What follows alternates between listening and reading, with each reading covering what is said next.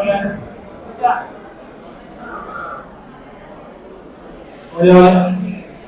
Bueno, vamos a empezar con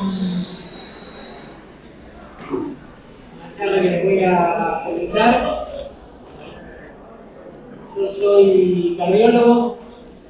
Les voy a hablar en esta horita y media, hora 40 de todo lo que es cardiopatía isquémica.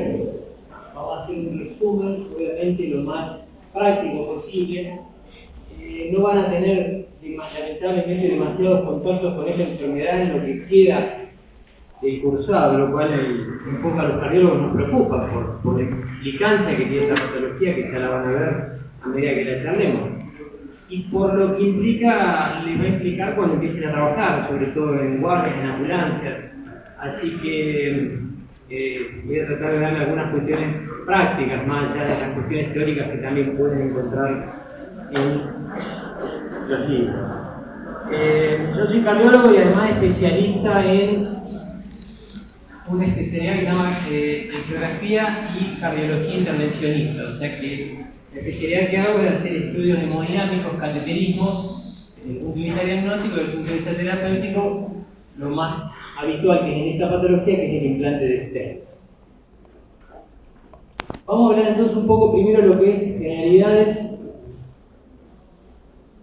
de la cardiopatía isquémica. ¿Y por qué les decía que es un tema importante en cuanto a la trascendencia?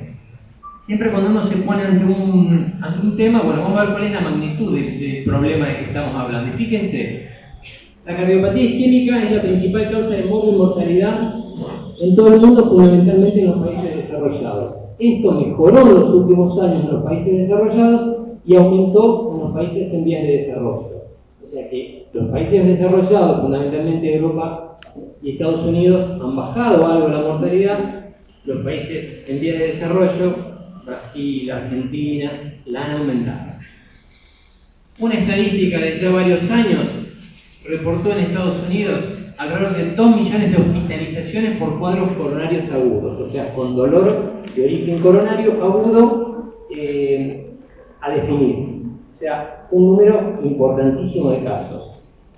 Y 2 años después hubo más de 5 millones de consultas a salas de emergencia por dolor de pecho. ¿Qué quiere decir? Que una de las formas de presentación de esta enfermedad, que es el dolor de pecho, cuya causa no es únicamente la cardiopatía isquémica, es un motivo muy común de consultas, lo cual les va a generar, como van a ver, problemas en cuanto al diagnóstico. Bueno, y fíjense desde el punto de vista epidemiológico, la implicancia que tiene la enfermedad vascular, de lo cual les dije antes, principal causa de muerte en el mundo. También en Argentina, también en la provincia de Santa Fe, con los últimos datos estadísticos que hay. 2 conceptos básicos nada más de fisiopatología, y después sigo porque vamos a hablar un poquito de fisiopatología de síndromes coronarios agudos. Ahora, generalidades. ¿Cómo se llega a la isquemia miocárdica? ¿Qué es la isquemia miocárdica? El déficit de irrigación del miocardio. A la isquemia se puede llegar por 2 mecanismos. O porque hay una reducción en el aporte coronario, o sea, porque la sangre a través de las coronarias llega en menor cantidad, o porque hay un aumento de la demanda del miocardio. Sea cual fuera el mecanismo desencadenante, las consecuencias van a ser que empieza una cascada isquémica, que es una serie de eventos que generan isquemia. O sea, entonces puede ser porque disminuye el aporte o porque aumenta la demanda. Sea la que fuera, llegamos a la cascada isquémica. ¿Qué es la cascada isquémica? Lo primero que se produce cuando hay una isquemia miocárdica es una alteración en la función diastólica del ventrículo. Aumenta la presión de fin de diástole y es la primera manifestación. Después de ello, hay una alteración de la función sistólica, lo cual lleva a una disminución de la contractilidad. Esto pasa cada vez que hay una isquemia, cada vez que hay un evento isquémico. Esa disminución de la contractilidad hace que disminuya lo que se llama la fracción de eyección, que es la cantidad de sangre que eyecta el miocardio por cada latido, y obviamente va a tener sus implicancias. Después recién de que pasaron estas alteraciones fisiopatológicas, van a aparecer en el electrocardiograma los cambios isquémicos, sugestivos de isquemia, que ya vamos a ver cuáles son. Y recién por último aparece la manifestación clínica característica, que es el ANGOR. Entonces, primero hay alteraciones fisiopatológicas desde el punto de vista de la función diastólica, sistólica, después se modifica el electro y por último el paciente tiene el síntoma típico característico que es el ANDO. Dije antes, se llega por dos mecanismos. La reducción del aporte, que es la más importante, y la causa principal por la cual le va a llegar menos sangre al miocardio, ¿cuál es? Que haya una obstrucción arterial coronaria. Y la causa más frecuente por la cual puede haber una obstrucción en una coronaria es por presencia de aterosclerosis coronaria. O sea, lo clásico es la enfermedad aterosclerótica a nivel coronario. Entonces, no es la única causa, pero para que quede claro el concepto, la reducción del aporte habitualmente es por una obstrucción en una arteria coronaria, la coronaria irriga el miocardio, y por qué se obstruye en general por enfermedad aterosclerótica. En cambio, yo puedo tener coronarias normales, pero que haya un aumento en la demanda, ya sea porque hay una hipertrofia miocárdica, porque el miocardio es más grueso de lo que corresponde, y por ende hay un déficit en su irrigación porque necesita más sangre, o bien por cuestiones no coronarias como ser hipertiroidismo, feocromocitoma, otros tipos de enfermedades donde yo voy a tener un aumento de la demanda. No me importa tanto esto. Quedémonos con que lo más común es que hay una reducción del aporte por una obstrucción coronaria debida a una placa aterosclerótica. Adelante. Y estos son 3 o 4 conceptos importantes sobre lo que es la aterosclerosis coronaria y la aterosclerosis en general. La aterosclerosis es un proceso de envejecimiento, endurecimiento y degeneración de la pared de las arterias. En este caso estamos hablando de aterosclerosis coronaria de las arterias coronarias. Pero fíjense, comienza en las primeras etapas de la vida. Todos empezamos a desarrollar cierto grado de aterosclerosis. Se ha visto en estudios anatomopatológicos que el bebé intraútero no tiene nada. Bebé fallecido, 10 días de vida, tiene pequeñas placas. Solo visto en anatomía patológica. ¿Pero qué quiere decir? Que el ser humano, cuando entra en contacto con el medio ambiente, empieza a desarrollar esta enfermedad. Esta es una enfermedad, entonces, comienza tempranamente, es un proceso sistémico. Nadie tiene solamente una obstrucción aterosclerótica en una arteria y nada en las demás. Es un proceso que involucra todas las arterias del organismo, pero podrá tener, en algunos casos, mayor desarrollo en un territorio. Por ejemplo, uno dice, ¿por qué este paciente hace enfermedad coronaria, en cambio este otro hace enfermedad en las arterias de los miembros inferiores, o este otro hace un accidente cerebrovascular? Eso no está tan claro, pero algunos hacen en un lugar, otros en otro, pero todos los pacientes tienen enfermedad difusa. Entonces, sistémico, la causa es desconocida, y la placa de ateroma, que es la que finalmente obstruye la arteria, está formada por colesterol, productos de desecho, células, calcio, fibrina, etc. Y el último concepto que explica el por qué es complejo a veces esta patología. Porque es una enfermedad lenta y progresiva, pero que además puede evolucionar por saltos de manera rápida e impredecible. O sea, que una arteria que se termina tapando no es que tuvo una obstrucción del 10%, 20, 30, 40, 50, lentamente. No, uno puede tener una obstrucción del 10 al 20 y súbitamente esa obstrucción del 20% producir lo que se llama un accidente de placa y taparse. ¿Cuándo? De un momento al otro. De ahí muchos de los casos que estamos escuchando últimamente de pacientes que mueren súbitamente. Ayer, otra vez, una persona de 47 años jugando al fútbol. No sé, no tengo todavía claro si salió en el diario. ¿Sí? Bien, no, pero vos cuál es. No, en Buenos Aires. No, ayer. Bien. Bueno, permanentemente, en los lugares que se juega fútbol los fines de semana, los torneos estos, permanentemente, fútbol, tenis. ¿Cuándo? Personas de 45, 50, 60, hombres por lo general, no se entrenan, no se preparan para hacer una actividad competitiva, no saben cómo están de su colesterol, de su presión, de su diabetes, se mueren.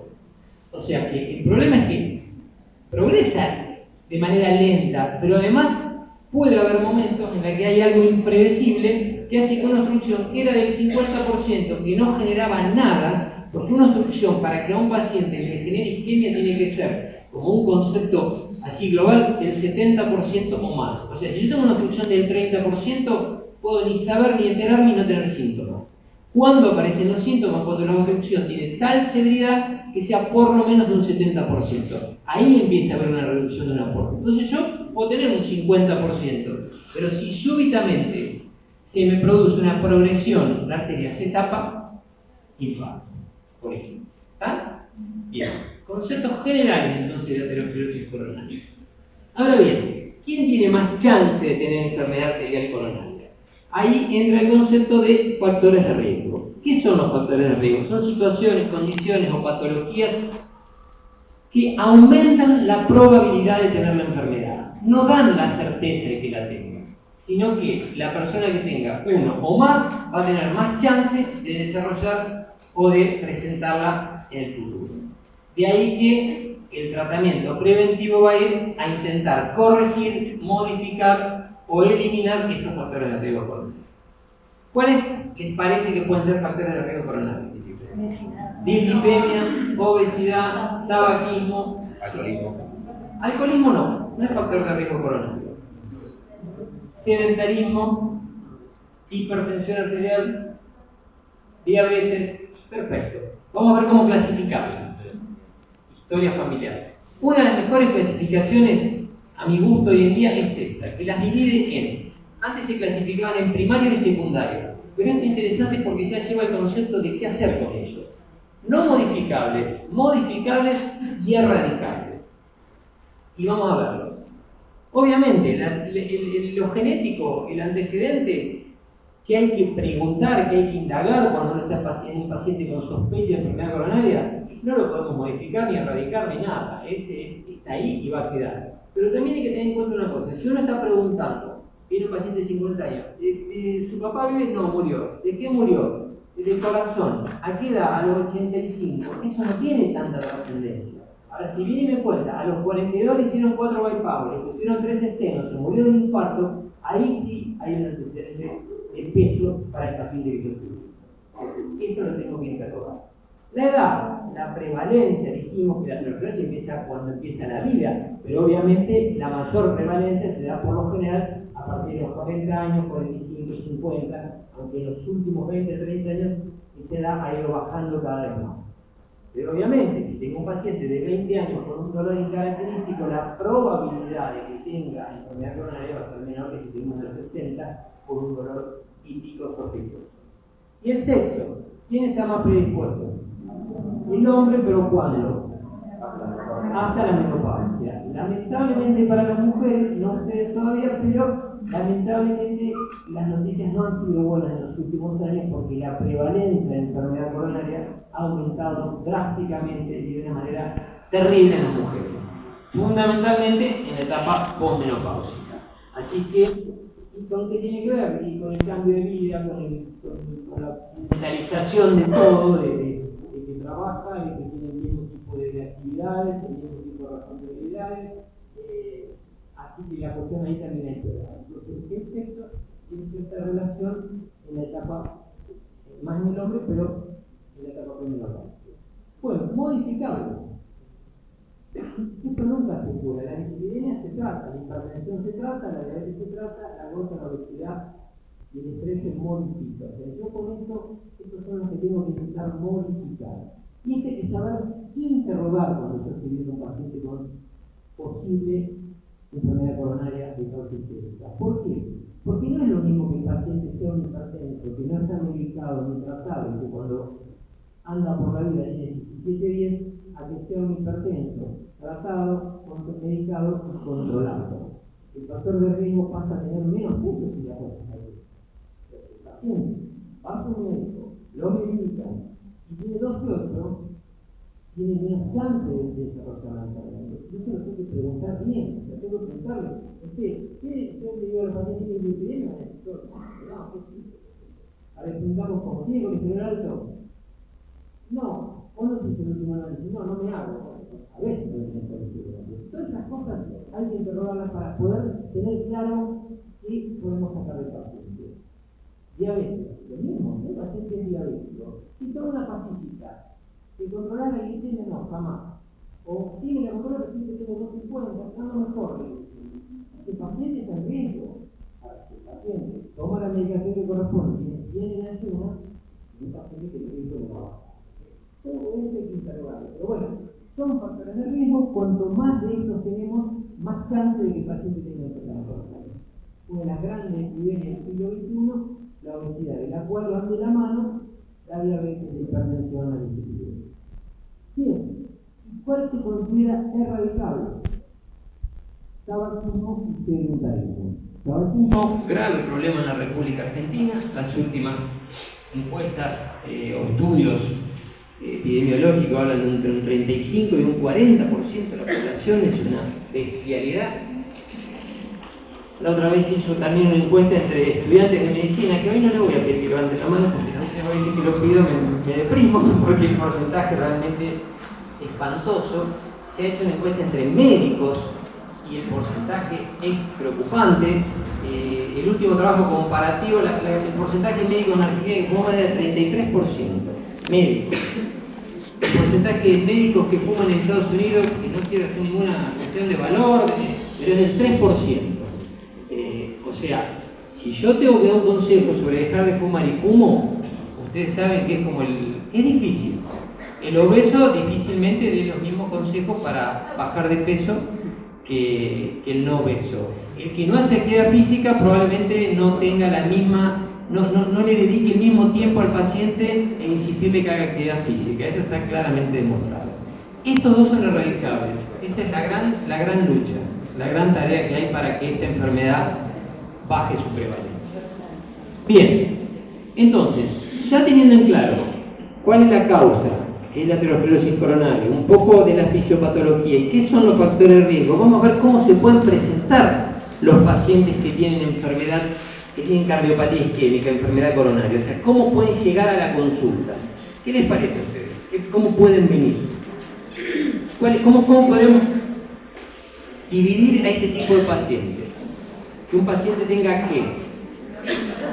Síntomas, y dentro de esos síntomas, que como dije, el clásico es el dolor de pecho, puede venir con cuadros crónicos o cuadros agudos. ¿Tá? Los cuadros crónicos se llaman angina crónica estable y los cuadros agudos se llaman síndromes coronarios agudos. Es una forma diferente de presentación. ¿Y de qué otra manera puede venir un paciente, o yo puedo encontrarme con un paciente que tenga enfermedad coronaria? Que tenga otro tipo de síntomas, dolores en lugares no convencionales, que ya lo vamos a ver, pero puede ser, por ejemplo, un paciente totalmente asintomático y que yo, en una evaluación prequirúrgica, se va a operar del hombro, le hago un electro y le encuentro una secuela de un infarto. Ustedes le preguntan, ¿pero no tuvo nunca? No me acuerdo. O sí, tuve hace 5 años un dolorcito, pero no fui al médico. O sea que se pueden encontrar con pacientes que tienen enfermedad coronaria, pero en ese momento son totalmente asintomáticos. Y en el otro extremo del espectro clínico está lo que hablamos antes, la muerte súbita. Pacientes en el que la primera y última y única contacto con la enfermedad fue esa que desencadenó la muerte. ¿Por qué? Porque un buen porcentaje de pacientes, cuando se les tapa una arteria, hacen una arritmia grave, que es la fibrilación ventricular, y se mueren. Si no hay nadie que haga una reanimación, los atienda de manera súper rápida, el paciente se muere. Y nunca en su vida tuvo dolor de pecho. Ese fue el primer y único contacto con la enfermedad. Para que tengan idea, después se lo voy a volver a decir, pero el 33% de los pacientes que tienen un infarto se mueren antes de llegar a un hospital. 1 de cada 3 que tienen un infarto se mueren antes de llegar a un hospital. Después en el hospital van a ver todo lo que hemos hecho en los últimos 30 años los cardiólogos para bajar la mortalidad. Pero la estamos bajando, el médico va a trabajar cuando el paciente llega al hospital. La tarea de prevenir la mortalidad prehospitalaria ya va más allá del médico, va a una cuestión gubernamental, ministerial, que haya cardiodefibriladores, que haya enseñanza de RCP en la población, un montón de cosas que salvan vidas, pero que no depende, el que hace RCP no tiene que ser un médico. Cualquier persona que lo aprendió, de un tipo que se cae y le hace RCP, puede ser el que lo mantenga vivo. ¿Tá? O sea, eso ya es una estrategia que no pasa por la actitud médica. Entonces, como dije, asintomático. El paciente tiene enfermedad coronaria, yo lo detecto casualmente por cualquier otra cosa. Los cuadros coronarios estables, que ahora vamos a ver cuáles son. Los cuadros probablemente más interesantes y más riesgosos de equivocarse para el médico, que son los síndromes coronarios agudos con sus diferentes presentaciones, y la más terrible, que es la presencia de muerte súbita. También un paciente puede hacer muerte súbita y tuvo ante un infarto, obviamente, ¿no? Pero quiero decir, a veces es la única y la primera manifestación, pero también puede ser que ya tuvo un infarto o tenía angina de pecho crónica estable y en algún momento se una muerte súbita. Esta es una clasificación o forma de presentación muy esquemática a grosso modo, ¿está? Desde el que no tiene nada, el que tiene un cuadro estable, un cuadro agudo o inestable, hasta el más grave que es la presentación con muerte súbita. Bueno, ¿cuál es el síntoma principal por el que consulta un paciente con enfermedad coronaria? Sin lugar a duda, el dolor torácico. Y acá viene otra cosa que complica, que no es tan fácil. Fíjense esto que les voy a leer. Esta es una definición que dice: existe un disturbio en el tórax. Esto es una traducción del inglés exactamente como se le publicada, marcada por síntomas llamativos, considerables y peligrosos, no extremadamente raro, el cual merece ser mencionado en forma más extensa. El tipo de dolor y la sensación de estrangulamiento y ansiedad por el cual consultan los pacientes hace apropiado llamarlo angina pectoris. Esta molestia les ocurre mientras están caminando, más especialmente si es en su vida o temprano luego de comer, como un fuerte dolor y una desagradable sensación en el pecho, con sensación de que se les extingue la vida si este incremento continúa, pero en el momento que ellos se detienen, todas estas sensaciones se desvanecen. Esta es una descripción de la angina de pecho, del dolor de pecho debido a enfermedad coronaria. Esto salió publicado hace ya más de 200 años. Es la primera descripción que hace un médico sobre la enfermedad coronaria. Y él describió de manera excelente la forma de presentación de la angina clásica, típica. ¿Está? Entonces, y de esta es el periodo o la época en que se empieza o hay algún reporte de esta enfermedad. En el año 1000 no había enfermedad coronaria. Esto obviamente va cambiando, vieron cómo todas las enfermedades van cambiando a lo largo de los siglos, y esta es una enfermedad de los últimos 200 o 300 años. Bueno, vamos ya ahora más actual. Como dije, es uno de los motivos de consulta más frecuentes en las guardias, el dolor de pecho. La identificación y el significado es uno de los problemas diagnósticos más comunes en la práctica clínica. No todo dolor de pecho que viene es un cuadro coronario, obvio. Son múltiples las enfermedades que pueden cursar con dolor torácico y por ende, como siempre, es fundamental hacer una adecuada historia clínica. Siguiendo con la magnitud del problema que dije al principio, el dolor torácico, pero ya sugestivo de enfermedad coronaria, cardiopatía isquémica, constituye el 10% de todas las consultas a los servicios de urgencia. ¿Qué se hace con esto? Muchos enfermos son hospitalizados para el estudio o para descartar o confirmar que el paciente tenga un síndrome coronario agudo. Sin embargo, más de la mitad de esos pacientes no lo tienen. Entonces esto, el no diagnóstico adecuado, correcto, ya se constituye en un problema para todo el mundo. Para el paciente, porque lo terminan metiendo en unidad coronaria y por ahí no tiene nada. Para la obra social, que va a tener que pagar un día de unidad coronaria de un paciente que no tenía nada. Para la familia, que va a tener que estar esperando en la sala de espera. O sea que llegar a un diagnóstico adecuado del dolor torácico, que es fundamental. Fíjense las causas del dolor torácico: cardíaco y no cardíaco. A su vez, cardíaco, como dije antes, isquémico y no isquémico. ¿Por qué? Porque yo puedo tener una pericarditis, da dolor de pecho. Pero bueno, en general el dolor de pecho y la pericarditis no es igual al dolor de pecho de la enfermedad coronaria. Pero si yo no conozco todas estas causas, muchas no las voy a diagnosticar. Ahí también una famosa frase dice: uno reconoce lo que conoce. Entonces, obviamente, si yo no sé que la pericarditis da dolor de pecho, no voy a pensar nunca en pericarditis. Entonces, el problema es que no son solo causas cardíacas, están las causas no cardíacas. Un tromboembolismo de pulmón puede cursar con dolor de pecho, una neumonía, un neumotórax, cuadros gastrointestinales, espasmo esofágico, reflujo, rotura. ¿Qué dirán? Pero eso no, ¿cómo me voy a equivocar? Bueno, sin embargo, hay presentaciones atípicas, no solo de lo coronario, sino también de las otras enfermedades que pueden simular o semejar un cuadro coronario. Una osteocondritis, puede venir un paciente con un dolor terrible en el tórax y uno tiene que descartar que no tenga el coronario, porque lo que tiene es una inflamación de los cartílagos articulares. Ni que hablar las presentaciones abdominales, las úlceras duodenales, la pancreatitis, la colecititis. Obvio, si yo al paciente lo interrogo bien y a veces lo estudio bien y a veces lo dejo internado y lo veo unas horas, voy a poder llegar al diagnóstico de certeza. El tema es que lo peor que puedo hacer es al revés, es decir, este no tiene nada coronario, lo mando a la casa y el paciente a las 6 horas o vuelve con un infarto o se muere, que es lo peor que nos puede pasar. Entonces, tengan en cuenta que hay que reconocer todas estas enfermedades que pueden llegar a dar dolor torácico. Entonces, como dije, esto sitúa al médico de urgencias. Muchos de ustedes, dentro de 3, 4, 2, no sé, van a estar en una guardia ante la difícil tarea de identificar a pacientes con síndrome coronario agudo, enfermedad potencialmente mortal, para su debido tratamiento y referir al resto de los pacientes a las consultas que correspondan. Yo diagnostico que tiene una úlcera gastrointestinal, bueno, listo, le voy a dar un antiácido, andar gastroenterólogo, no es una urgencia.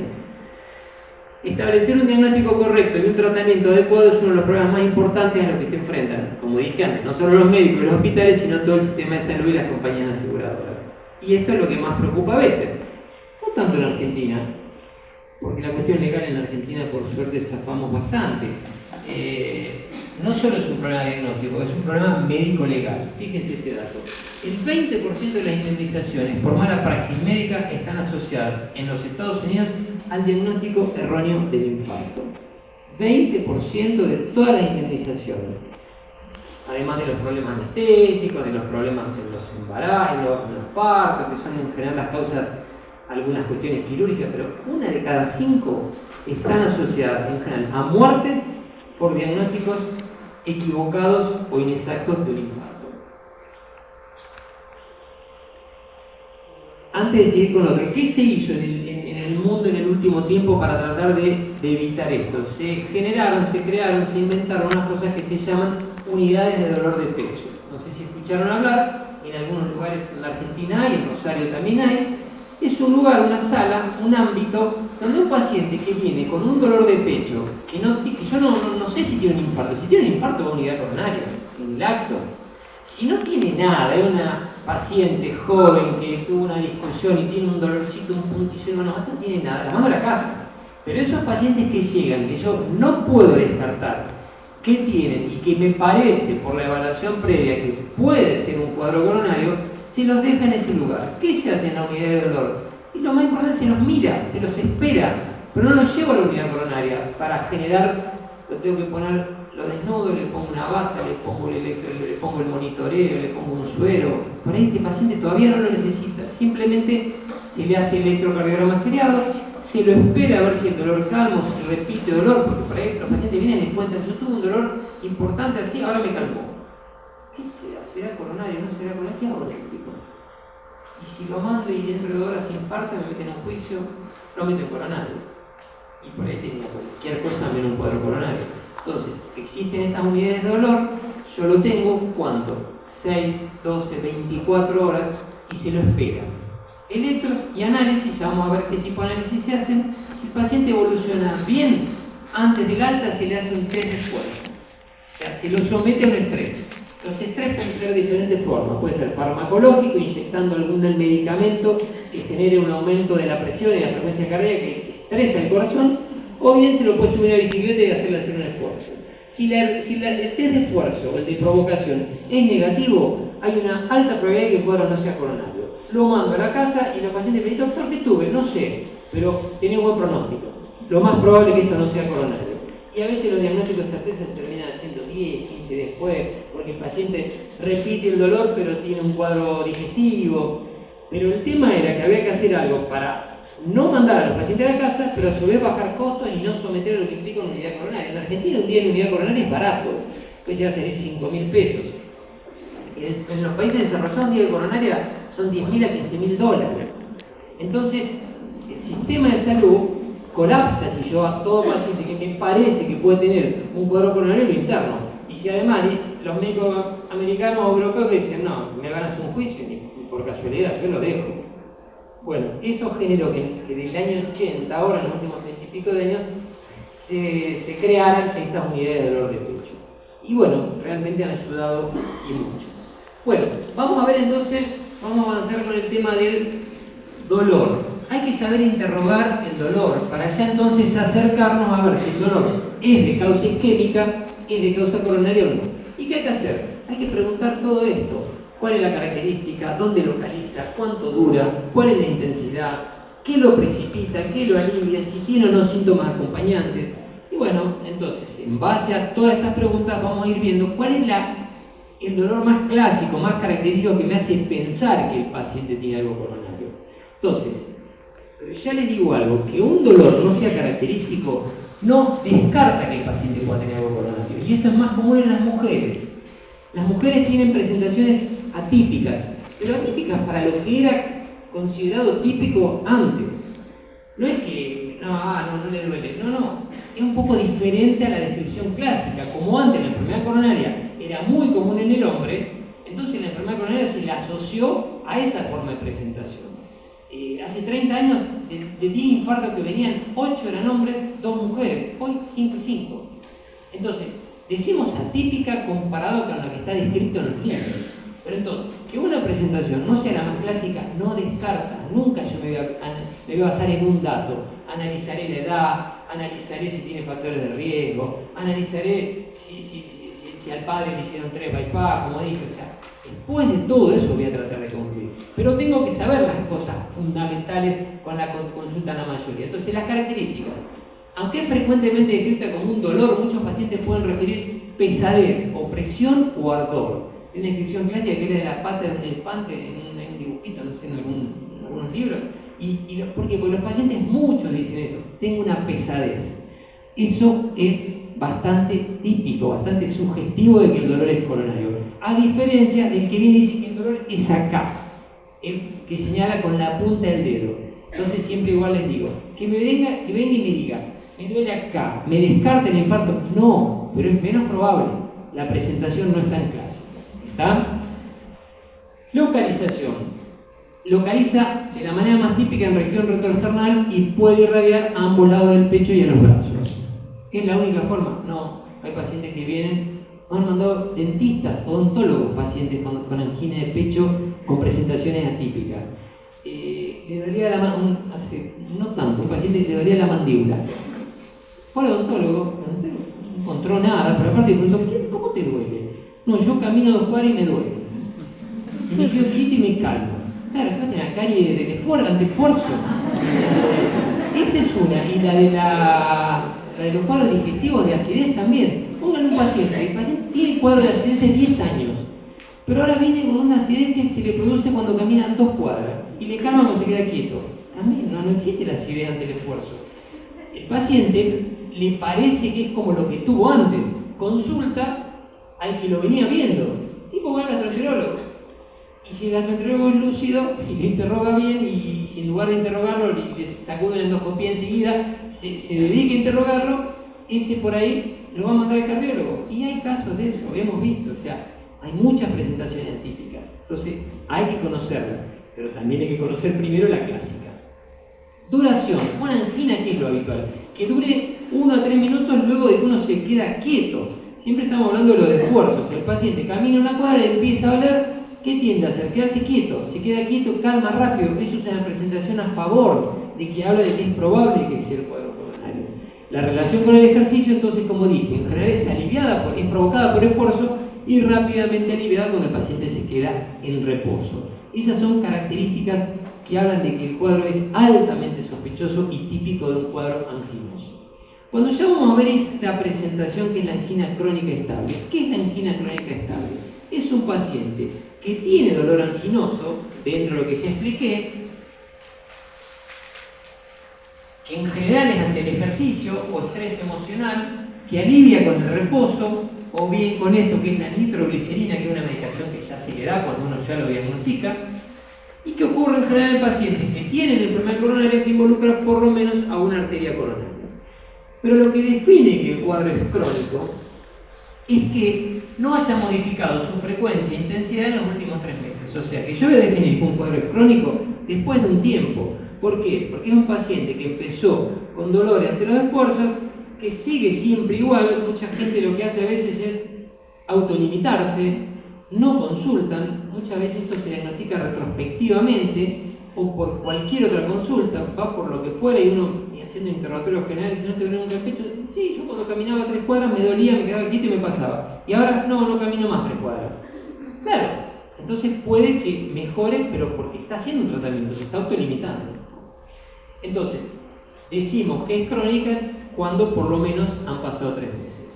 De acuerdo a cuándo se presenta la molestia, se clasifica en grado 1, 2, 3 y 4. Grado 1, aquel cuadro que se presenta ante grandes esfuerzos, 2 ante medianos, 3 ante mínimo esfuerzo, como bañarse, ponerse los zapatos, cambiarse, y 4 cuando se presenta en reposo. Esta es una clasificación que ayuda para orientar y obviamente definir terapéuticas. No es lo mismo un paciente que tiene dolor cuando camina 500 metros, que sería grado 1, aquel que tiene un dolor grado 3, que es terriblemente limitante. El enfoque que vamos a hacer terapéutico es totalmente distinto. Bien, cuando yo tengo un paciente que sospecho que tiene una angina crónica estable, para definir qué le voy a ofrecer, tengo que hacer una estratificación clínica de riesgo, que es algo que se hace en casi todas las enfermedades de todas las especialidades. Se hace en base a la clínica, a conocer si tiene factores de riesgo, a ver si encuentro algo en el examen físico, a ver si tiene hallazgos en el electrocardiograma, ver qué podemos encontrar en el laboratorio. Un dato clave que es evaluar la función ventricular. La función ventricular es lo que les dije antes, la fracción de eyección. No es lo mismo tener un corazón que se contrae bien, que se mueve bien, a un corazón que tiene la función ventricular deteriorada. Eso es un marcador pronóstico importantísimo. Por eso a estos pacientes siempre les voy a hacer un estudio que es una ecografía cardíaca, un ecocardiograma bidimensional, que es un estudio hoy de rutina en estos pacientes, en cardiología en general. Y después también vamos a hacer lo que se llaman las pruebas, esto sigo apuntando pero no me queda así, las pruebas evocadoras de isquemia. ¿Qué hago con estas pruebas? Yo intento someter al paciente a un esfuerzo para poder ver si hace el dolor y ver, mientras tanto, registrar un electro, tomarle la presión, ocultarlo, ver cuándo hace el dolor. ¿Escucharon hablar de ergometría? ¿Saben lo que es la ergometría? La ergometría es un estudio de esfuerzo que lo puedo hacer en una bicicleta, en una cinta ergométrica, donde al paciente progresivamente lo voy a ir aumentando la carga del esfuerzo al que lo someto, y no va a ser lo mismo que el paciente pedalee 30 segundos y me diga que le empieza el dolor, a otro que pedaleo 12 minutos, yo le fui agregando pesita. No va a ser lo mismo, porque la enfermedad coronaria del primero va a ser mucho mayor y por ende voy a tener que tomar alguna actitud. O sea, toda esta información es clave para estratificar el riesgo. Y ahora vamos a ver cómo lo estratificamos. Toda esta información la voy a tener que lograr. También es verdad que algunas cosas me sirven de poco. El examen físico. El examen físico puede ser totalmente normal en un paciente con enfermedad coronaria fuera del episodio anginoso. Puede que no encuentren nada. El electro. Ustedes le hacen un electro a un paciente que tiene una obstrucción de una arteria del 80% fuera del episodio, puede ser absolutamente normal. Entonces, ojo con qué actitud tomo cuando encuentro demasiada normalidad. Distinto es que el paciente yo lo esté pudiendo revisar cuando hace el evento. Ahí, si ya todo está normal, cuando hace el dolor de pecho, ya es poco probable que el dolor de pecho sea de origen coronario. Pero ojo, porque en estos pacientes puede que no encuentre nada si yo no sé lo que estoy buscando. Por eso, todo tengo que meter en la compu mental para después estratificar el riesgo. ¿Cómo lo estratificamos? En base a todo lo que vimos, se va a diferenciar en bajo riesgo y alto riesgo. ¿Qué va a ser bajo riesgo? Aquel que tiene una ergometría, que le duele el pecho, como dije, a los 12 minutos de pedalear, que tiene un dolor ante un esfuerzo de 500 metros, que prácticamente no tiene factores de riesgo, que el examen físico es totalmente normal, que no es diabético, que los análisis le da todo bien, ese paciente va a ser de bajo riesgo.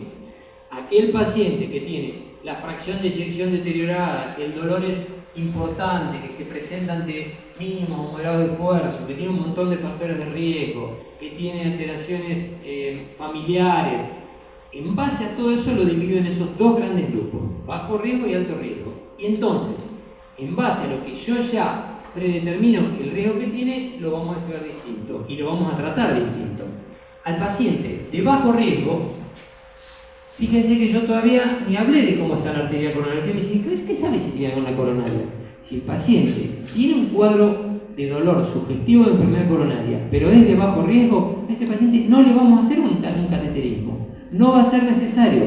Simplemente se le va a hacer tratamiento farmacológico y se va a intentar controlar los factores de riesgo. Y con eso, la gran mayoría de los pacientes van a mejorar sus síntomas y por ende no tengo que progresar en los estudios diagnósticos. Solamente le hice una radiografía de tórax, un electro, una ecografía cardíaca y una ergometría. En los de bajo riesgo. En los de alto riesgo, como yo ya estoy preocupado porque tiene alto riesgo, voy a hacer las dos primeras cosas iguales. Lo voy a tener que tratar con medicamentos, ahora vamos a ver cuáles. Le voy a controlar los factores de riesgo, si es diabético hay que tratarlo, si es hipertenso hay que tratarlo, si tiene colesterol alto hay que tratarlo. Pero ya voy a plantearme que ese paciente debe tener enfermedad coronaria importante y por ende vamos a tener que hacer lo que se llama revascularización. ¿Hacer qué? Llevar sangre a los lugares donde el miocardio donde indudablemente le llega poco o le llega mal. Y la revascularización coronaria hay dos técnicas a grandes rasgos. La clásica cirugía de bypass, o sea, donde un paciente tiene una obstrucción y voy a bypassear, voy a hacer un puente para que la sangre siga llegando más allá de la obstrucción, o la otra técnica que es la angioplastia con implante de stent, donde en el lugar de la obstrucción voy a intentar destapar la obstrucción. Pero ustedes me dicen, ¿y cómo sé qué le hago si todavía no le vi las coronarias? Bueno, obviamente, ahora vuelvo a eso. El tratamiento que había hecho farmacológico, dijimos que a los dos grupos se lo damos, o sea, bajo riesgo, alto riesgo, los dos pacientes van a tener que usar un tratamiento farmacológico. ¿Para qué? Por un lado, para prevenir el infarto y la muerte, de esta manera prolongar la vida. Y por el otro lado, para aliviar el síntoma. El paciente viene por el síntoma, no sabe que se puede infartar y se puede morir si el cuadro progresa. O sea que yo tengo que hacer las dos cosas, intentar prevenir el infarto y la muerte y aliviar la angina y la presencia de isquemia y por ende mejorar calidad de vida. En algunos pacientes a veces está tan enfermo que por ahí no puedo prevenir la progresión, pero sí puedo mejorar la calidad de vida. O sea, siempre va a depender de a qué paciente nos estamos enfrentando. El tratamiento entonces tiene estos dos objetivos. ¿Y cuál es el tratamiento básico de un paciente con enfermedad coronaria crónica estable? La aspirina, que desde hace 20 años ha demostrado beneficio en este grupo de pacientes y que es un antiagregante plaquetario. Todo paciente con enfermedad coronaria, tenga la variante de la forma de presentación que tenga, tiene que estar con aspirina de por vida. Eso no hay ninguna duda. Dosis bajas, 81, 100, 150 como mucho. No necesita más que eso. La dosis efectiva es baja. Y un concepto para que lo tengan. ¿Vieron la famosa propaganda de Bayer?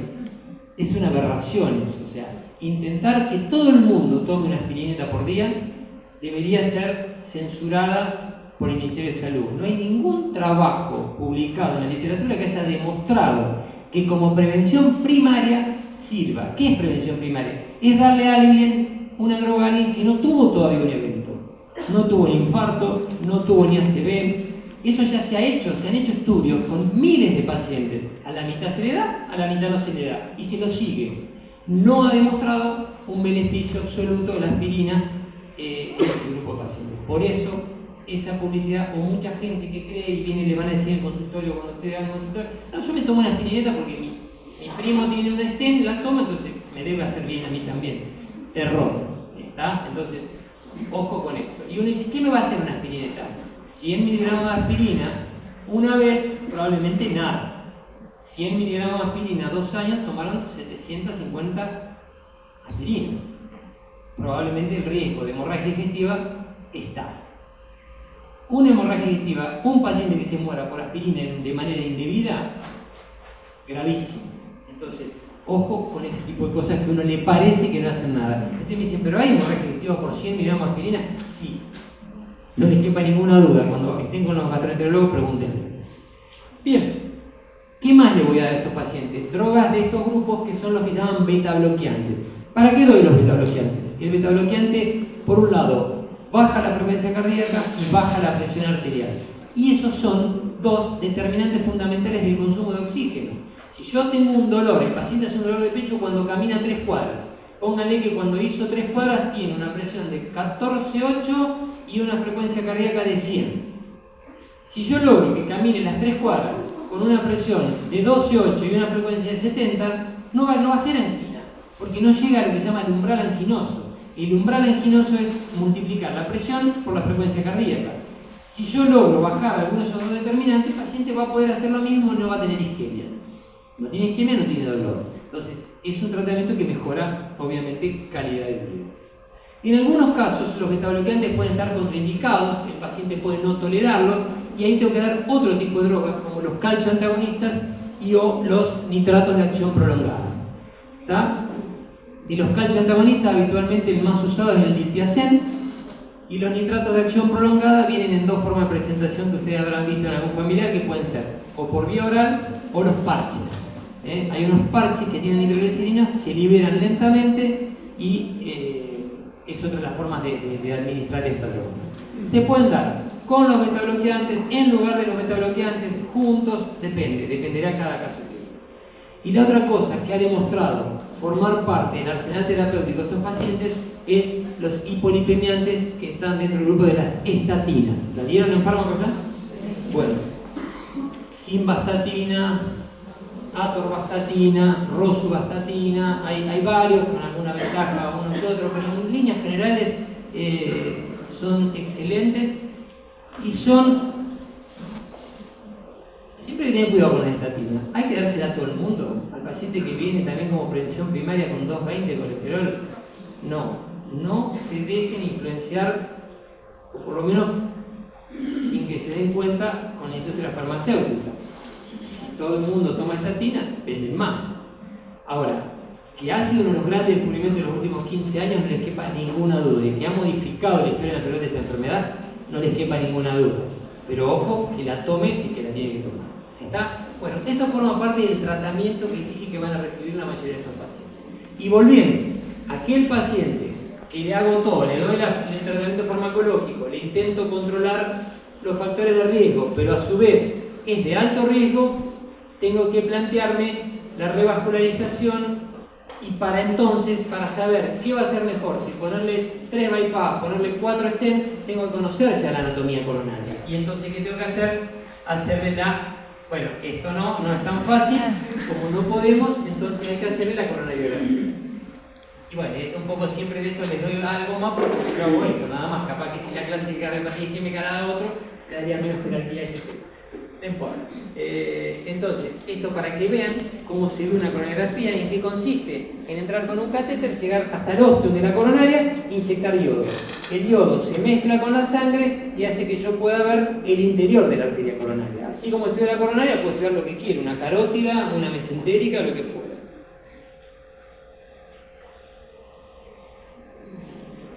Ven ahí, entonces, eso negro es la sangre mezclada con yodo. Y entonces, por ende, me permite, vamos a pasarla.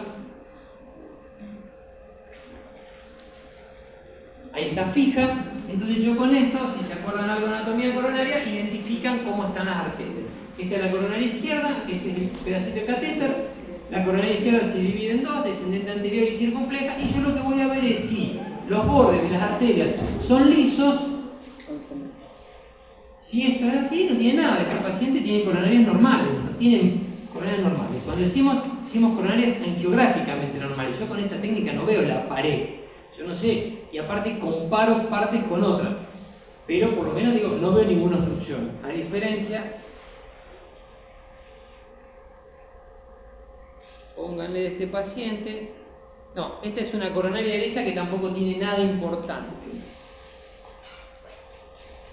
¿Ven?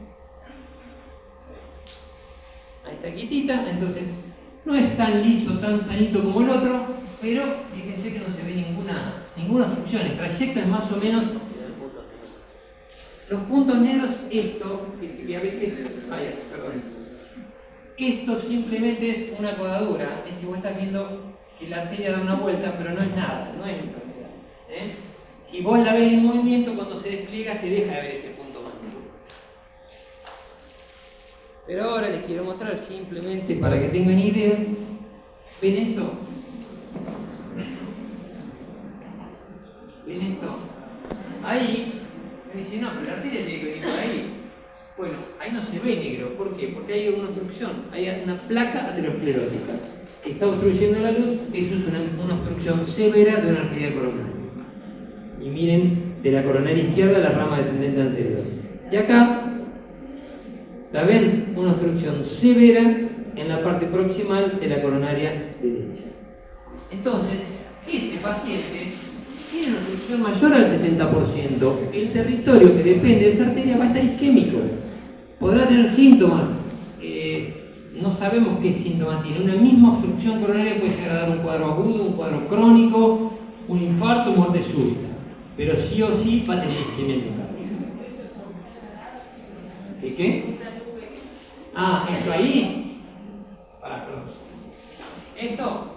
Eso es, cuando vos inyectás el yodo, parte va para la coronaria y parte refluye para, ¿se acuerdan los senos coronarios? Para la aorta, las coronarias salen de la aorta. Entonces todo eso que se ve es parte que refluye del yodo y se queda dando vuelta en la coronaria hasta que sigue viendo la sangre y lo lava. Bien. Entonces, la anatomía coronaria la conozco gracias al estudio que es la coronariografía, que también en los últimos años han empezado a aparecer técnicas menos invasivas para conocer la anatomía coronaria, que es una técnica que se llama la angiotomografía. Entonces, por tomografía también puedo conocer la anatomía coronaria. Se necesitan aparatos importantes, son los que se llaman los tomógrafos de 64 cortes. Hay en Rosario, hay 2 tomógrafos.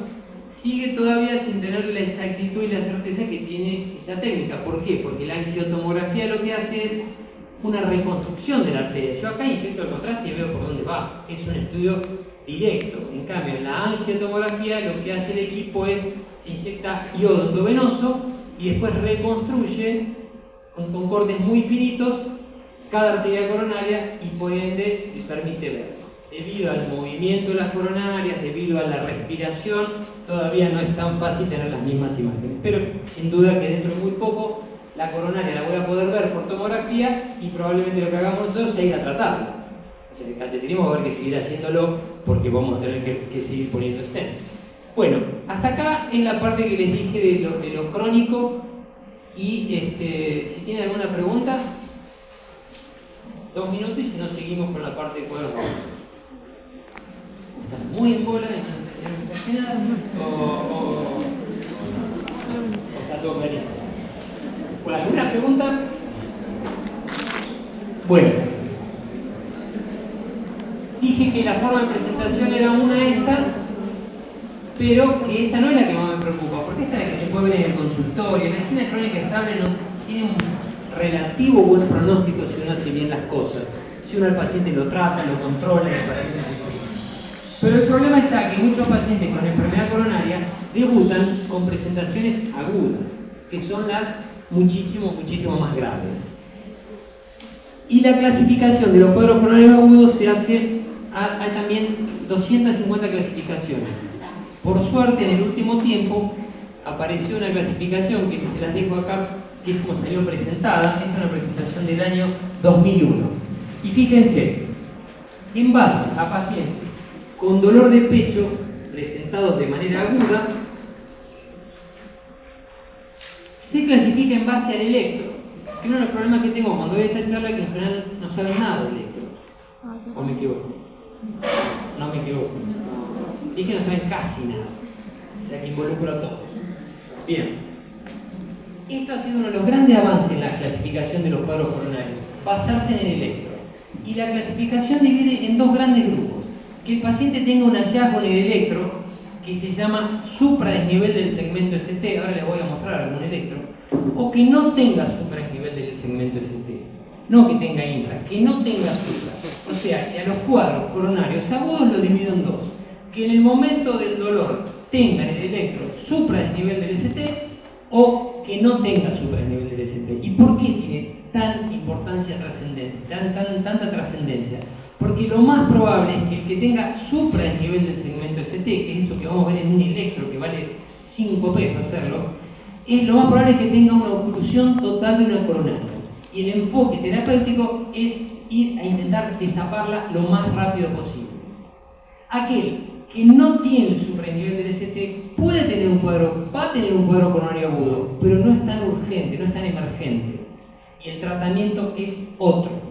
Por eso esta clasificación fue fundamental y permitió unificar un poco. Cada uno le gustaba una clasificación, usaba una, entonces no había una uniformidad de criterio. Fíjense lo bueno que ha sido, que hace 13 años que fue presentada y hoy la gran mayoría de los cardiólogos en el mundo se siguen basando en esta clasificación. Entonces, dolor de pecho, sospecho que el cuadro es coronario agudo, en base al electro, digo, ¿tiene supranivel del ST o no tiene? Los que tienen supranivel del ST, la mayoría van a terminar teniendo lo que se llama un infarto agudo de miocardio tipo Q. Los que no tienen elevación del ST pueden tener dos cosas: o un infarto de miocardio no Q o una angina de pecho inestable. Antes hablamos de los estables. Acá, como es un cuadro agudo y de presencia súbita, lo definimos como inestable. ¿Y cuál es la diferencia entre estos dos? Simplemente que cuando veamos los análisis que le hacemos, hay unos marcadores que definen si hay necrosis o no. Hay un análisis en la sangre y yo le pido, si tengo eso, hay necrosis. Si no tengo, no hay necrosis. Entonces, la diferencia va a ser simplemente por los biomarcadores. Entonces, fíjense de nuevo, dolor de pecho, sospecha de un cuadro coronario agudo. Tengo que hacer un electrocardiograma inmediatamente cuando detecto a ese paciente. ¿Y qué puede pasar? Que tenga sobrenivelado el segmento ST o que no lo tenga. Si lo tiene, lo más común es que haya, esto es una anatomía patológica, es que el paciente tiene una oclusión completa de una arteria. Eso es una emergencia. Una emergencia, ese paciente debe internarse en una unidad coronaria, debe intentar destaparse esa arteria. ¿Por qué? Porque si yo dejo que se tape, se empieza a producir la necrosis. La necrosis miocárdica es irreversible. Si yo la destapo, aborto la necrosis y puedo recuperar un montón de miocardio. Bueno, acá no está en inglés, la otra era la presentación original, pero es más o menos lo mismo que dije recién. ¿Cuál es la fisiopatología del coronario agudo? Yo antes hablé un poco de la fisiopatología y de la aterosclerosis en general. Y como dije, la aterosclerosis es el sustrato en casi todos estos pacientes, porque estos pacientes tienen enfermedad coronaria.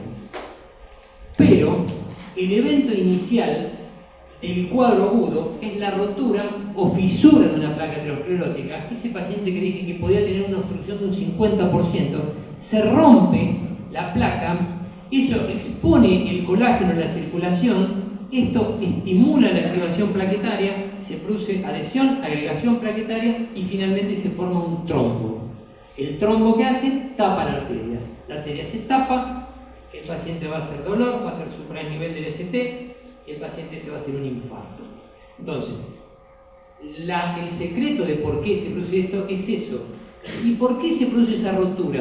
Que no se sabe. Hay un montón de teorías. El paciente que más factores de riesgo, más chance tiene de hacer esto, el paciente muy estresado. Hay un estudio clásico de hace casi 20 años que se estudió, se hizo un análisis psicológico de 600 pacientes que habían consultado por infarto. El 98% se detectó una causa como pérdida laboral, fallecimiento de un familiar, un divorcio, una separación. O sea, ese es el gatillo. Pero no todo el que se le muere un familiar se infarta.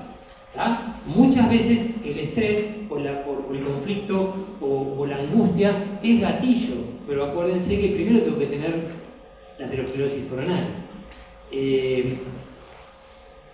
Si el trombo es oclusivo, o sea, si ese trombo que se forma tapa la arteria 100%, esos pacientes por lo general van a hacer, como dije, un infarto tipo Q. Van a elevar el ST y van a hacer un infarto tipo Q. Ahora les voy a mostrar el caso. Si el trombo es severo, ocluye la arteria unos 70, 80, 90%, pero no lo tapa totalmente, por lo general van a hacer un infarto no Q o una angina inestable. Y el tratamiento es distinto, los tiempos son distintos, por eso es fundamental basarnos en ese electrocardiograma y conocer estas cosas. Bien, acá está un dibujito, esta es una arteria, esta es una placa aterosclerótica, pero esta placa es una placa que ocluye un 50% de la luz, puede que el paciente no tenga nada, súbitamente esta placa se fisura o se rompe y expone entonces partes de la placa a la circulación. Y eso genera todo lo que dice. Si esa fisura es importante y se produce un trombo oclusivo, el paciente va a hacer un cuadro con elevación del ST. Si no es tan importante y ocluye, pero no 100%, el paciente va a hacer un angina estable o infarto no. El infarto por supranivel del ST, que es el infarto más clásico, es un síndrome donde el diagnóstico debe ser obtenido rápido y certeramente, o sea, no podemos dudar. El diagnóstico se basa en tres cosas, en tres patas: la presencia de dolor, la presencia de alteración electrocardiográfica y lo que me va a confirmar muchas veces son los marcadores bioquímicos de necrosis. Ahora vamos. Primero les cuento lo que les dije de alteraciones del electro y por qué tengo que saber electro. Si ustedes van a hacer dentro de 3 años una guardia, se van a subir a una ambulancia al CIE y no tienen ni idea del electro, ojo con lo que van a hacer. Ustedes no sé si saben, pero por ejemplo, los médicos que trabajan en ECO, uno de los servicios, casi todos hacen lo mismo. Van a la casa de un paciente con dolor de pecho, le hacen un electro. ¿Habría que dejárselo al electro? Sí, el electro del paciente. No le dejan el electro al paciente. ¿Saben por qué? Tienen miedo. Tienen miedo. Usted es un paciente que viene y dice: sí, a mí me veo el servicio de emergencia desde 6 horas. ¿Dice electro? Sí. A ver, dámelo. No me lo dio. Pero Bon, sí, yo le dije si me lo podía dejar. No me lo dio. En todos los servicios pasa. ¿Por qué? Porque tienen miedo de comérselo. Nos hemos cansado de ver gente que viene al hospital, que consultó, que le hicieron electro, que el infarto era más grande que una casa, que lo ve alguien que sabe. Se lo dejaron. El tipo después vino, que seguía con dolor, estaba infartándose. Y no es que no, y por ahí le dijeron que no tenía nada. Bueno, es preocupante. Eso es preocupante. Hay casos difíciles, hay casos limítrofes, hay casos dudosos, todo lo que quieran. Pero hay casos que les garantizo que son burradas atómicas y preocupantes. Porque está la vida de un tipo. O sea, si yo el tratamiento lo hago de manera rápida y certero, como dije, instauro el tratamiento, tiene muy buen pronóstico, que tiene la mortalidad intrahospitalaria no es más del 10%. El que llegó al hospital y está en contacto con el médico. Ahora, si lo dejo en la casa, no le doy aspirina, no le doy nitroglicerina, no le hago nada, no le calmo el dolor, historia natural de la enfermedad. Así que, bien. ¿Qué les voy a mostrar de los electros? Poquito, porque ya les dije que no les quiero complicar. Esta es la presentación, esto por ahora es un dibujo. Esto es supraesnivel del ST. Como hoy les dije, 2 millones de pacientes atendidos, 600.000 habían llegado con este cuadro. Supraesnivel del ST, un tratamiento específico. Y algunos de los otros tienen el infraesnivel del ST, pero los dibujitos no sirven. Vamos a tratar de ver un electro de verdad. Este es otro dibujito todavía. Entonces, ¿se acuerdan que el electro tiene onda P, QRS y P? Acá la P no está dibujada, este es un QRS y esta es la P. Este segmento que está entre que termina el QRS y empieza la P es el famoso ST. Y ese es el que tengo que ir a ver. Cuando la arteria se tapa, obstrucción aguda, esto es lo que se eleva. Este paciente está haciendo un infarto agudo de miocardio. Pasan las horas, bueno, y empieza a aparecer lo que pone el sello de que hay necrosis miocárdica, que es la presencia de onda Q. ¿Se acuerdan? Pasan los días y el electro evoluciona. Hoy me importa esto. Hoy me importa que reconozcan esto. El famoso ST, y es lo que clasifica los síndromes coronarios agudos. ¿Qué van en la ambulancia a clasificar algo si no saben cuál es el ST? Bueno, esto ya es un electro. Papelito milimetrado, ¿se acuerdan de la escuela? Ese es el papel clásico del electro. Este paciente tiene una arteria tapada y tiene un supraesnivel. Pero si se acuerdan, el electro tiene derivaciones. Porque el electro es tan interesante, un método tan increíble, que fíjense, tiene 120 años el electro. Y sigue siendo un método fundamental, y la clasificación de los sistemas cronológicos agudos se hace en base al electro. ¿Qué nos da? No solo el diagnóstico, la sospecha de diagnóstico, también nos da la posible localización de dónde se está, de qué arteria está tapada. ¿Por qué? Y para eso se hacen las derivaciones. ¿Por qué? El electro es el registro gráfico de la actividad eléctrica del corazón desde diferentes lugares. Entonces, existe D1, D2, D3, ABR, ABL y ABF, son 6 derivaciones en el plano frontal y 6 derivaciones en el plano horizontal. En base a en qué derivación aparecen estos cambios, yo además puedo sospechar qué arteria está tapada, qué arteria está involucrada. O sea que no solo hago diagnóstico de infarto, sino hago diagnóstico de localización. Y en base al anterior que les había mostrado,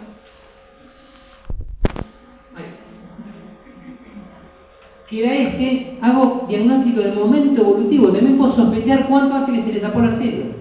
O sea, miren la terrible importancia del electro. De infarto, de lugar y de momento. Bien. A ver, vamos a ver otro electro. No vieron muchos electros normales por eso, pero esto no es normal. Esto no llega acá. Está derivación de 2, derivación de 3, derivación abierta. Ahí no se ve el láser. Bueno, porque no vieron un electro. No, doctor, no se ve el láser. Ah, gracias. Ahí. No, no se ve. El mouse. Me falló el... Ahí termina el QRS, pero el QRS tiene que llegar a la línea de base y no llega a la línea de base. Entonces, en la línea de base empezaría el ST. ¿Y por qué no llega? Porque está sobrenivelado el ST. Esa es la manifestación electrocardiográfica de la isquemia miocárdica. Ahí uno me dice, pero un poquito. Bueno, sí, un poquito. Acá no es tan poquito. ¿Lo ven ahí? En lugar de llegar hasta donde... ¿Cuál es la línea de base? La línea de base es esta. Esto debería llegar acá. Y la línea de base acá es esta. No llega acá. Entonces tiene supraesnivel del segmento ST. No solo tiene las derivaciones, ni las dije, pero es D1, D2, D3, ABR, ABL, ABF, B1, B2, B3, B4, B5, B6. Como lo tiene en D2, D3 y ABF, yo sospecho que hay compromiso de la cara inferior, porque son las derivaciones que miran el registro gráfico desde abajo.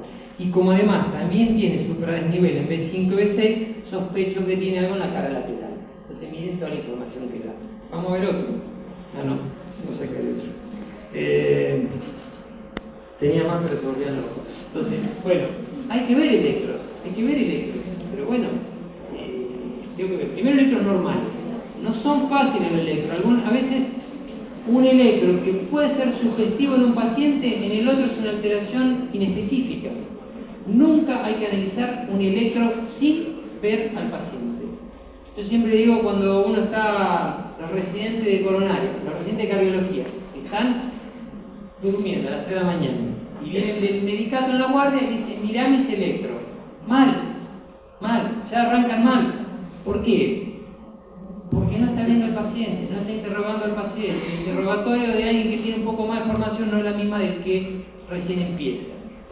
Un mismo electro puede indicar una cosa en uno y otra cosa en otro. No es blanco-negro el electro, por eso no es tan fácil. Pero hoy no puedo profundizar mucho más. Me preguntaron qué me indica necrosis.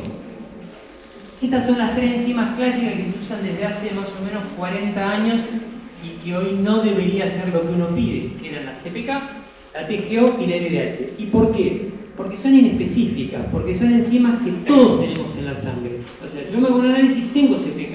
Es una enzima muscular que tiene que ver con el miocardio, pero no es específica en el miocardio. Obviamente, si hay un infarto, se elevan. Es como se hacía diagnóstico hace 30 años atrás. No tanto. 5 años atrás también en algunos lugares. Pero lo que se fue buscando era aumentar la especificidad, o sea, encontrar un marcador que no me quedara duda que era necrosis del miocardio. Si por ejemplo ustedes tienen un traumatismo en el brazo, un golpe importante, se hace mañana un análisis, la CPK está alta. ¿Cuál usted no se lo hace? ¿Quién se va a hacer un análisis porque se golpea fuerte un brazo o tiene una caída? pero porque es una enzima muscular, pero muscular de todo tipo de músculo. Músculo estriado, músculo liso, o sea que puede aumentar. ¿Qué se buscó? Buscar isoenzimas. La CPK tiene distintas partes. Una de ellas es una que se llama MB. La MB es más específica del miocardio. Pero también hay un problema. MB tenemos todos. Hasta un 5 o un 10% de la CPK total es MB. Entonces es mejor, pero sigue sin ser totalmente específica. Ahora entonces sí apareció algo que es lo que un poco sigue sin ser lo ideal, pero se acerca bastante, que es la troponina.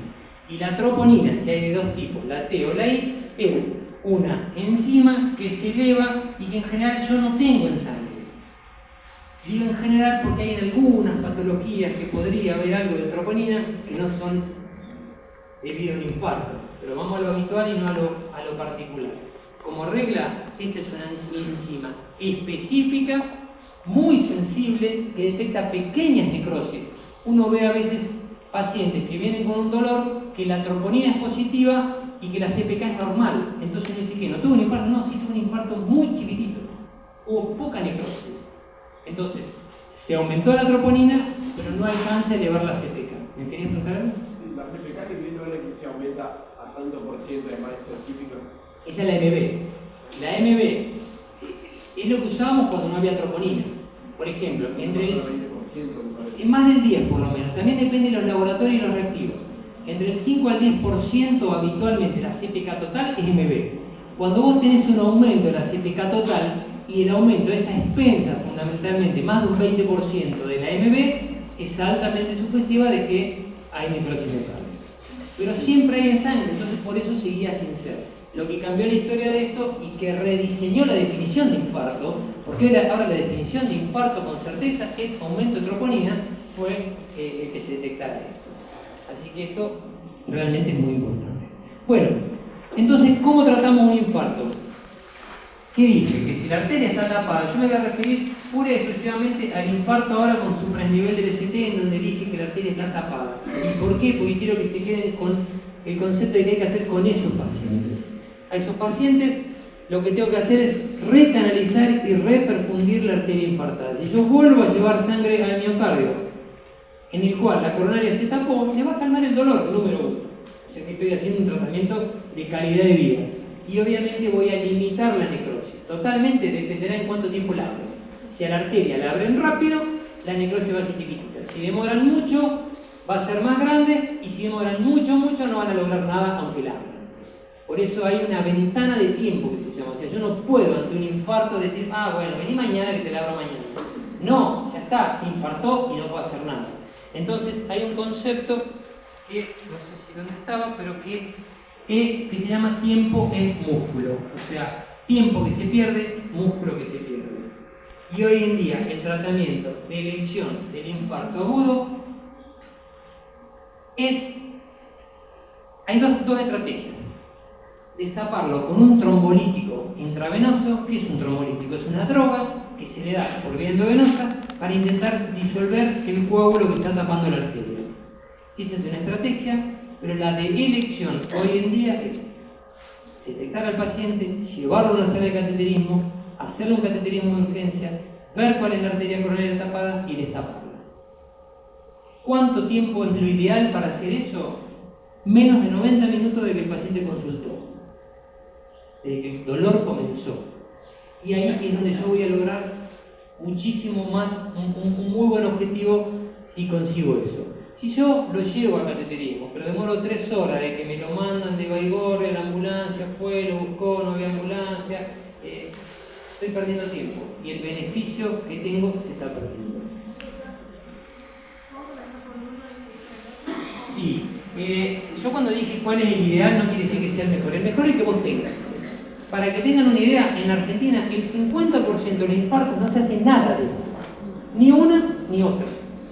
Y no solo en Argentina, en un montón de países. ¿Por qué? Diagnósticos tardíos.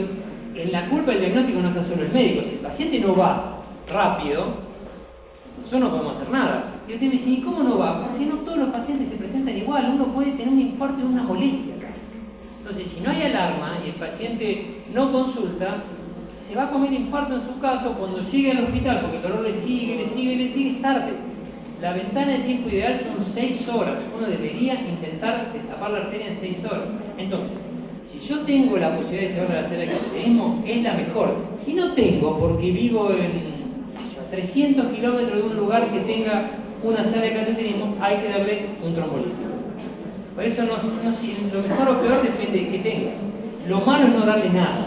Lo malo y lo preocupante es que todavía en Argentina 1 de cada 2 infartos no se le da nada para abrirle la arteria. Eso sí es preocupante. Muchas veces depende del paciente, pero en general depende de los sistemas, depende de que los médicos no diagnostican, de que diagnostican tardíamente, de que después diagnostican y no tienen el trombolítico. Pasa en muchos lugares. Las cosas de Rosario, siempre las grandes ciudades son islas en lo que es el tratamiento, pero uno se va de acá a 100 kilómetros. No nombro ciudades porque algunos me levantan la manito, yo soy de ahí, y dice no. Entonces, pero muy cerquita de acá, no tienen ni una ni otra. Así que, es un tema. La ventana del trombolítico en general es 6 horas, es menor. Y de la angioplastia hoy en día se consideran 2. Siempre como regla general, vos podés tener un paciente que viene con 14 horas de que empezó el dolor, pero el tipo sigue con dolor y con ST, hay que abrirse ya. ¿Por qué? Porque sigue infartando. El indicador de que el paciente tiene músculo viable es que el ST siga alto y el tipo tenga dolor. Entonces, ¿qué quiere decir? Está infartando. Cuando el paciente a un infarto uno no le hace nada, después que pasa en la zona, el dolor le calma. Ya se infartó el territorio, después veremos cómo queda. Depende de qué arteria se tapó, cuánto infartó, veremos la evolución. Hará complicaciones, no las hará, pero el dolor en algún momento calma. Un infartado no tiene dolor permanente. Pasarán 8, 10, 12, 14, 16, 20 horas, el dolor le va a calmar. El tema es cómo queda. ¿Ah? El cateterismo no es un cardiólogo, ¿no? Cardiólogo intervencionista. En la Argentina los únicos que hacen cateterismo coronario somos cardiólogos. En algunos otros países es como una especialidad de un angiólogo. Pero acá en la Argentina la mayoría de los que hacemos esto somos cardiólogos y no solo hacemos coronarios, sino todos los territorios. O sea, también hacemos arterias, estudiamos las piernas, arterias digestivas, pero es una particularidad de nuestro país. Bien, esto se lo quiero contar porque es interesante. Yo les dije que el 30-35% se muere antes de llegar al hospital. Eso no se ha modificado prácticamente en los últimos 30 años. Pero fíjense, ¿qué pasaba en la década del 60? Cuando los pacientes llegaban, no se les hacía nada a los pacientes, se les daba un analgésico y se los metían en una sala general. ¿Y qué pasaba? Un buen porcentaje de esos pacientes a la mañana iban y estaban muertos. ¿De qué se morían? De muerte súbita por arritmias. ¿Por qué? Porque la chance de una arritmia grave en las primeras horas de un infarto es alta. ¿Qué hizo un tipo? Un tipo vino y dijo, ¿por qué no ponemos a todos los pacientes juntitos con alguien que los esté mirando y le ponemos un monitor? Un monitor para detectar el registro gráfico. O sea, un monitor es para hacer un electro permanente. Lo vieron en todos lados. Y una enfermera al lado. ¿Para qué? Para que si el paciente haga la muerte súbita, yo tengo un cardioestimullador y le hago un choque eléctrico. ¿Eso qué fue lo que hizo? Inventó la unidad coronaria. La unidad coronaria en la década del 60 era eso. Hoy a la unidad coronaria van todos los pacientes cardiológicos. Cualquier paciente cardiológico grave va a una unidad coronaria. ¿Pero y por qué se llama unidad coronaria? Porque se inventó con ese concepto. Simplemente a todos los infartados los llevaban, lo monitorizaban y había alguien que los miraba. Por lo menos los 3, 4, 5 días. Al principio le tenían 15 días, 20 días en unidad coronaria. Hace 25 años, no mucho más, a un infarto le dejaban 6 meses internado. 6 meses en reposo. En una cama quietito. ¿Por qué? Porque si pensaba que tenía que cicatrizar hasta que no, el electro prácticamente quedaba solo en la Q, no se iban a la casa. Bueno, el conocimiento es así, avanza y... Bueno, entonces, este tipo que hizo, inventó la coronaria. La mortalidad antes de que existieran las unidades coronarias era del 35%. Bajó al 15%, logró una disminución de 20 puntos simplemente tratando la arritmia que complica un infarto. Y miren lo importante que fue. Y después sí vino la gran evolución en el tratamiento del infarto, que fue decir, no, pero vamos a repercutir la arteria, vamos a abrirla. Y bueno, en una etapa hubo mucha discusión si lo mejor era el trombolítico. Uno ahora lo dice así tan fácil y tan rápido, pero hubo años de discusión en qué era lo mejor, si darle un trombolítico endovenoso o hacerle una angioplastia y ponerle un stent. Esa discusión ya hoy se ha terminado y prácticamente la mortalidad en centros con angioplastia, con buen nivel de preparación, donde los pacientes se traten súbitamente, es de un 7%. O sea que pasó a ser una enfermedad con un pronóstico no tan malo después que llega. Y una mortalidad global. Bien, lo que decíamos hoy, la ventana es de 0 a 12 en general cuando uno va a hacer angioplastia. Si va a ser trombolítico, la ventana es un poquito más corta. La puede extender a 12, no es lo ideal, pasó ya mucho tiempo. De así lo que tenga. Si sigue con síntomas, lo más probable es que en esas 12 horas no estuvo la arteria tapada permanentemente. Los pacientes no la tapan, la pueden tapar, destapar. Le puede haber calmado un rato y le volvió. ¿Tá? Hay viabilidad. Si hay músculo viable, yo tengo que intentar abrirla con lo que sea. Las complicaciones de los trombolíticos son sangrado, anafilaxia, hipotensión, etc. Fíjense por qué un poco les decía, este es un cuadro para mostrar el tema de la ventana de tiempo. Acá está analizada la mortalidad, la reducción de la mortalidad en base a las horas que pasaron desde que comenzaron los síntomas. ¿Cuándo se logra la mayor reducción de la mortalidad? Cuando abro la arteria en la primera hora. ¿Por qué? Porque hay muy poca necrosis. Esos pacientes van a esto se les llama la hora dorada, se le ha llamado, porque es cuando sería lo ideal abrir la arteria. Pero eso depende de muchas cosas, no solo de nosotros, depende del paciente de la razón. Si el paciente ya en cambio no llega en la primera hora de que empezó el dolor, llega entre las 2 y 3 horas, ¿logro objetivo? Sí, muchísimo, pero ya la mortalidad baja un 37%. Reducción de mortalidad esto, no mortalidad, reducción. Si en cambio lo hago entre los 4 y 6, ya baja. Consigo reducir la mortalidad, pero menos. Y si lo hago entre las 7 y las 12, fíjense que ya prácticamente la reducción es mucho menor y si lo hago después de las 12 no tiene significado estadístico, o sea que prácticamente no logro el objetivo. Entonces, lo ideal, si voy a hacer trombolítico, en la primera hora. No pude en las primeras 6. Y si pasaron más de 6, un poco lo que decimos, que siga habiendo una evidencia de que voy a lograr el objetivo. ¿Está? La angioplastia tiene una... aparte con trombolítico, si dicen, le hago trombolítico y ya está. No, logro el resultado efectivo en no más del 50% de los casos. ¿Está? O sea, y aparte, como dije, el riesgo de sangrado. Yo estoy dando una medicación trombolítica por una vena. Eso va a todo el organismo. Entre otras tantas, a la coronaria. Pero así como intento disolver ese trombo, también puedo hacer una hemorragia cerebral. De ahí que algunas complicaciones son preocupantes. La angioplastia tiene una tasa de éxito de alrededor del 90%, o sea, el 9 de cada 10. Y hoy por hoy, en la gran mayoría de los infartos se usa, en la gran mayoría de las angioplastias, se usa el implante de un stent. El stent es eso que está ahí, que son de acero inoxidable o de otras aleaciones, de cromo, de níquel, de cobalto, que lo que yo voy a hacer es ponerlo por dentro, localizarlo donde está la obstrucción, inflarlo e impactarlo contra la pared y dejar que vuelva a pasar la sangre. Este es, para que vean, un paciente que llegó y miren lo que tiene. ¿Se acuerdan que la coronaria derecha hoy seguía hasta abajo? ¿Qué pasa? Este paciente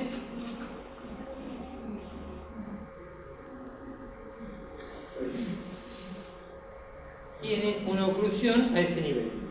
Ahí está tapada la coronaria. Ahí que estamos viendo, se pasó una cuerda de acero inoxidable muy finita, ¿la ven? Eso ahí que se ve es una cuerda que atravesó la obstrucción, está localizada en el lecho distal de la arteria, ya la circulación empieza a mejorar, ven cómo ya empieza a pasar sangre y antes no pasaba nada.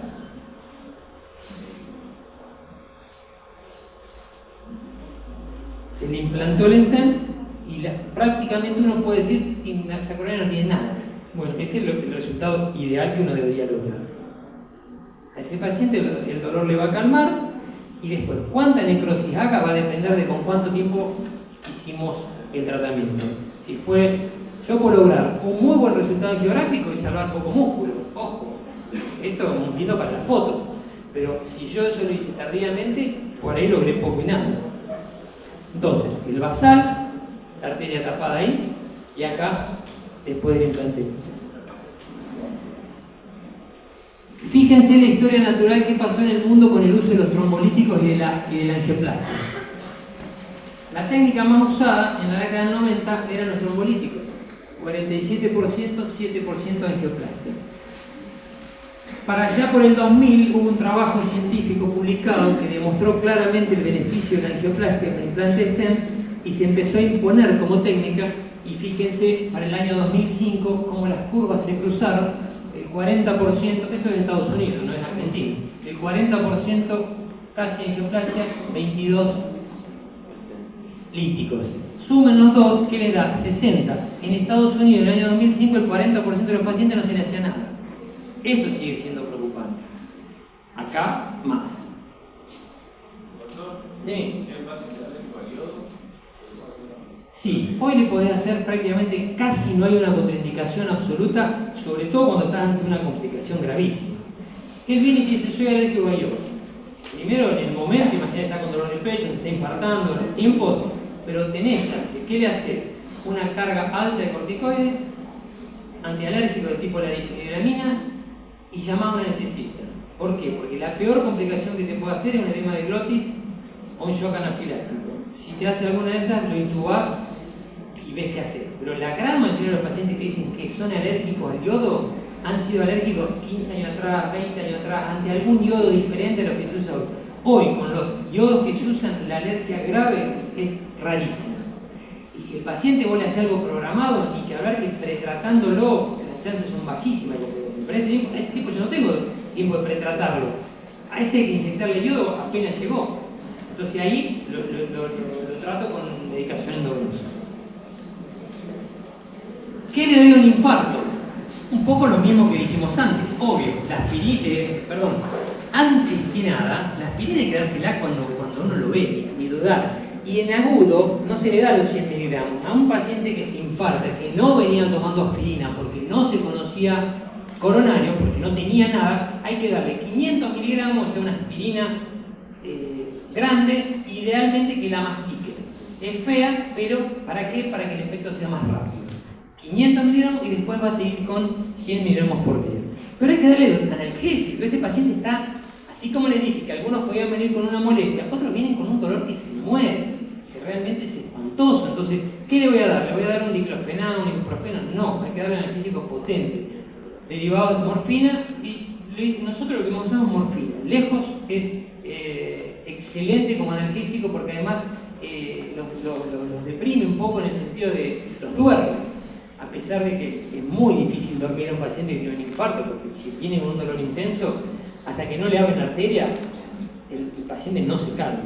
Entonces, el dolor, y aparte, calmar el dolor es clave, porque ¿qué genera el dolor? Hipertensión y taquicardia, que son los dos determinantes del consumo miocárdico de oxígeno. ¿Qué va a hacer? Le va a agravar la necrosis, le va a generar más isquemia. Bueno, aspirina ni que hablar. Otra droga que sí está demostrado el beneficio en estos pacientes es el clopidogrel, que hoy hay dos drogas nuevas todavía dentro de este grupo, que por ahí se las voy a nombrar porque las escucharon, que son una es el prasugrel y otro es el ticagrelor.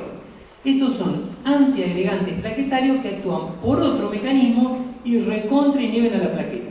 La aspirina es un antiagregante plaquetario que actúa por un mecanismo.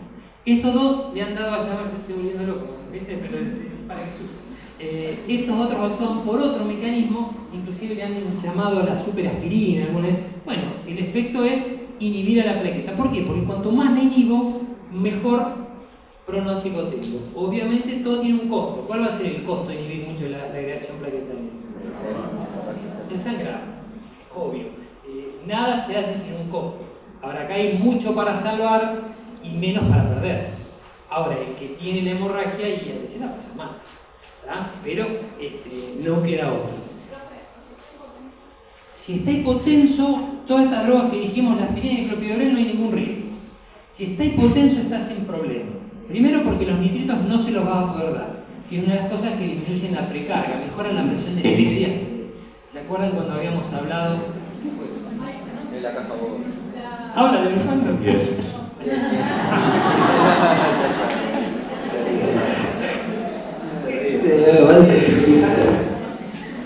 Bueno, si está hipotenso, es un determinante pronóstico o mal pronóstico. ¿Por qué un paciente está hipotenso?